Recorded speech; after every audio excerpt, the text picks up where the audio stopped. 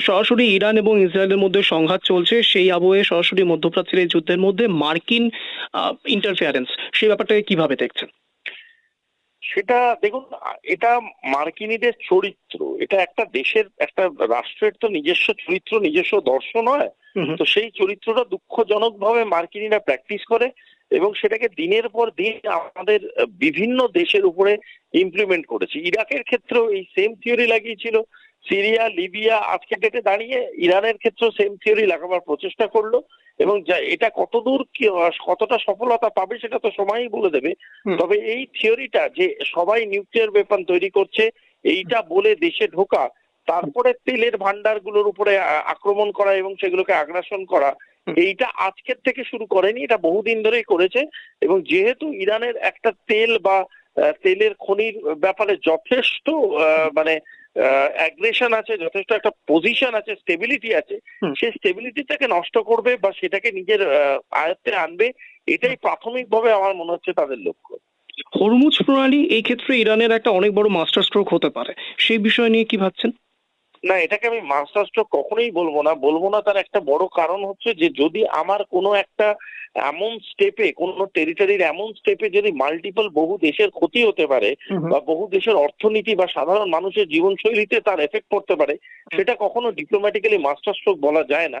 হুম। সেটা কিছুটা অ্যাগ্রেশন, কিছুটা জেদে করা যেতে পারে, বাট সেটাকে কোনো ম্যাচিওর ডিপ্লোমেসির পার্ট হিসেবে আমি অন্তত ব্যক্তিগতভাবে দেখি না। হুম। আমার বিশ্বাস, আমি যেহেতু একজন ভারতীয়, হুম। সুতরাং আমি দেখবো আমার দেশের হিতে এই হুম। ডিসিশনটা কিভাবে আনা যায়। হুম। সেক্ষেত্রে অ্যাবসলিউট রেস্ট্রিকশন একটা পন্থা, আরেকটা পন্থা হতে পারে সিলেক্টিভ রেস্ট্রিকশন। হুম। এবার এই দ্বিতীয় পন্থাটার দিকে আমি বেশিভাবে আগ্রহী। যদি এই সিলেক্টিভ রেস্ট্রিকশন বা এরকম ধরনের কিছু সর্ট আউট ডিপ্লোম্যাটিক্যালি করা যেতে পারে, হুম। সেক্ষেত্রে আমি আগ্রহী। কারণ ইরান যেমন দেখালো যে তাদের এয়ার স্পেসও বন্ধ ছিল, অথচ ভারতীয় ফ্লাইটকে তারা অ্যালাউ করলো রাইট। তাদের লোকজনকে নিয়ে আসার জন্য। সুতরাং এই সিলেক্টেড রেস্ট্রিকশনসটা যদি আমাদের দেশের প্রতি হয়, হুম। তাহলে আমি সেটা নিয়ে বেশি আগ্রহী। সুশীলবাবু, আরো একটা বিষয় এখানে জানাটা অত্যন্ত দরকারি, তা হলো রাশিয়া রীতিমতো বলে দিয়েছিল যে ইরান এবং ইসরায়েলের মধ্যে যেন মার্কিন ইন্টারফারেন্স না থাকে। তা সত্ত্বেও মার্কিন ইন্টারফারেন্স হলো, তাহলে কি এটা তৃতীয় বিশ্বযুদ্ধের জন্য ধীরে ধীরে এগিয়ে দিচ্ছে? দেখুন, তৃতীয় বিশ্বযুদ্ধের সংজ্ঞাটা বুঝতে হবে। তৃতীয় বিশ্বযুদ্ধ সংজ্ঞা বা তৃতীয় বিশ্বযুদ্ধের রূপরেখা কোনোদিনই দ্বিতীয় বিশ্বযুদ্ধের মতো অ্যাক্সিস বাই হবে না। হুম। সেটা বেসিক হবে ইকোনমি। এবং সেই ইকোনমিটা কিন্তু অলরেডি, ইকোনমিটা বেস করে অলরেডি গোটা বিশ্বে বিভিন্ন খেপে এবং ছোট ছোট কাপলিং ডিকাপলিং এর মধ্যে দিয়ে কনফ্লিক্ট চলছে। এবং এই কনফ্লিক্ট গুলোকে যদি আপনি একসাথে দেখেন, তাহলে বিশ্বের বহু কন্টিনেন্ট এবং বিশ্বের প্রায় সব কন্টিনেন্টই কোনো না কোনো কনফ্লিক্টের শিকার। এবং সেটাকে একটা নতুন তৃতীয় বিশ্বযুদ্ধের একটা আকার হিসাবে ধরা গেলেও যেতে পারে। কিন্তু আমার মনে হয় যেহেতু এই মান্থটা হচ্ছে জুলাই মাস, হুম। সেক্ষেত্রে রাশিয়া এমন কোনো আননেসেসারি অ্যাগ্রেশন দেখাবে না।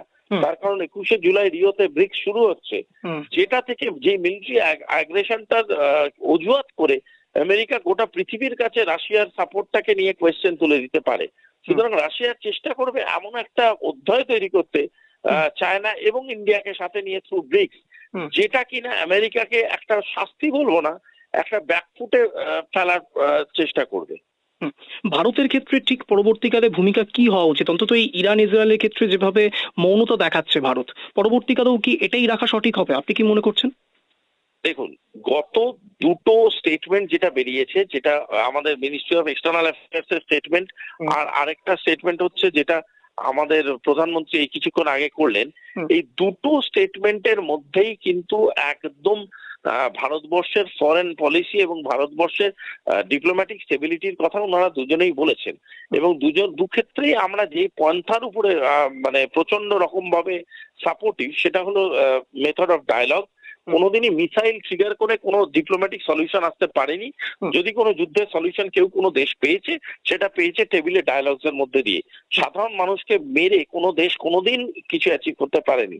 সুতরাং মোদিজি যেই কথাটা বলেছেন বা আমাদের ভারতবর্ষের যে জয়শঙ্কর যেটা বলেছেন, নিজে ইনভেস্টমেন্ট করছে, সেখান থেকে প্রমাণিত হচ্ছে ভারতবর্ষ ইকুইলিব্রিয়াম এবং স্টেবিলিটির দিকেই তারা ঝুঁকে রয়েছে। এবং সেটাই আমাদের পন্থা এবং সেটাই ভারতবর্ষ মেনটেন করবে। বেছে বেছে তেলঘানির ওপর যে হামলা চলছে, খুব স্বাভাবিকভাবে আন্তর্জাতিক ক্রুড অয়েলের দামও বাড়তে পারে, সেক্ষেত্রে পেট্রোল এবং ডিজেলের দামও ভারতের ক্ষেত্রে বাড়তে পারে, সে বিষয়ে কি ভাবছেন? অবশ্যই দাম বাড়বে, শুধু দাম বাড়বে না, অবশ্যই দাম বাড়বে। তবে এক্ষেত্রে সলিউশন তো সেরকম ডাইরেক্ট কিছু নেই হুম। যে 1:1 সলিউশন। তবে যেভাবে এটাকে কাউন্টার করা যেতে পারে, হুম। সে কাউন্টার করার মূলত দুটো পন্থা যেটা চোখের সামনে ভাসছে। তার মধ্যে একটা পন্থা হচ্ছে যে মাল্টিপল পকেট থেকে তেল আমদানি করা, সেক্ষেত্রে রাশিয়ার সাথে সম্পর্কটা ভীষণ কাজে আসতে পারে। দ্বিতীয় জিনিস হচ্ছে ভারতবর্ষের একটা কনসিডারেবল রিজার্ভ আছে, যে রিজার্ভটা হয়তো দুঃখজনক ভাবে হলেও সেটা খুলতে হতে পারে। সেক্ষেত্রে ভারতবর্ষের অর্থনীতির উপরে একটা প্রেশার আসবে, ভারতবর্ষে অল্প হলেও তেলের দাম বাড়বে। তবে ভারতবর্ষ অর্থনৈতিকভাবে শেষ হয়ে যাবে না, যেটা কিনা পাকিস্তান বা বাংলাদেশের ক্ষেত্রে হতে পারে। অনেক ধন্যবাদ সুভাষিস বাবু সময় দেওয়ার জন্য। Thank you. ধন্যবাদ।